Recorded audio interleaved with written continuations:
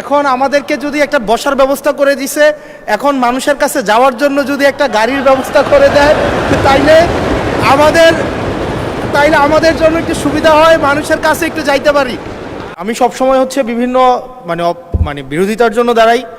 আজকে thank you জানাচ্ছি যে আজকে এই ধরনের একটা সিদ্ধান্ত নিয়েছেন।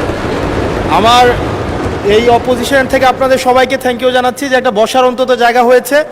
আমরা লজ্জায় একটা কথা বলি না, এখন এই পার্লামেন্টের সেকেন্ড মোস্ট জুনিয়র হিসাবে একটা কথা বলছি মানে আপনাদেরকে, সেটা হচ্ছে যে আমাদের একটা ইউনো মহোদয়ের একটা গাড়ি থাকে, উপজেলা চেয়ারম্যানের একটা গাড়ি থাকে, আমরা ভাড়ায় গাড়ি চালাইতে হয়।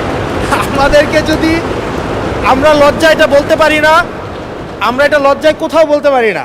এখন আমাদেরকে যদি একটা বসার ব্যবস্থা করে দিছে, এখন মানুষের কাছে যাওয়ার জন্য যদি একটা গাড়ির ব্যবস্থা করে দেয় তাইলে আমাদের জন্য একটু সুবিধা হয়, মানুষের কাছে একটু যাইতে পারি। মাননীয় স্বরাষ্ট্রমন্ত্রী কিছু বলতে চান? স্পিকার, মাননীয় স্পিকার, আপনাকে ধন্যবাদ। আজকে এমপিদের প্রাপ্তির পরে অপ্রাপ্তির খবরটা বলতে চাচ্ছিলাম না।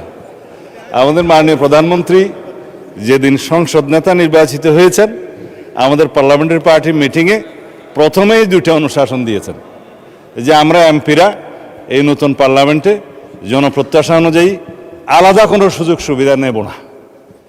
সেই হিসাবে তিনি অনুশাসন দিয়েছেন। একটা আইন আছে, এটা সংসদ বিষয়ক মন্ত্রণালয়ের অধীনে সংসদ সচিবালয় থেকেই লিড করবে। এই আইনে আমরা একটা সংশোধনী আনবো যে এই মহান জাতীয় সংসদের কোনো সদস্য আমরা ট্যাক্স ফ্রি গাড়ি নেব না। এইটা মাননীয় সদস্য বাদে বাকি সবাই তালে দিছে, কিন্তু আমাদের মানুষ সদস্য ছাড়া দিছে।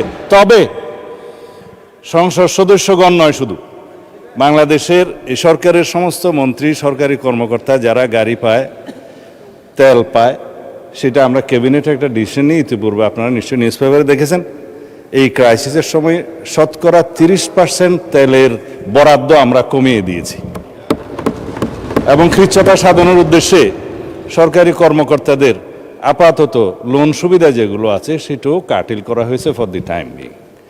এই সমস্ত এগুলো আমরা সবই জনবান্ধব এবং জনপ্রত্যাশা অনুযায়ী যাচ্ছি, আমাদের মাননীয় প্রধানমন্ত্রীর নির্দেশনা অনুযায়ী। মাননীয় সংসদ সদস্য নিশ্চয়ই অফিস পেয়ে খুশি হয়েছেন, আবার গাড়ি না পেলে নাখুশ হবেন। তো সেই জন্য কীভাবে কি করা যায় সংসদ সদস্যদের যানবাহনের ব্যবস্থা, সেটা আলাদাভাবে আলাপ আলোচনা করে সরকারি দল বিরোধী দল একটা বিহিত ব্যবস্থা করার জন্য আমি মাননীয় প্রধানমন্ত্রীকে অনুরোধ জানাচ্ছি। ধন্যবাদ মাননীয় স্পিকার।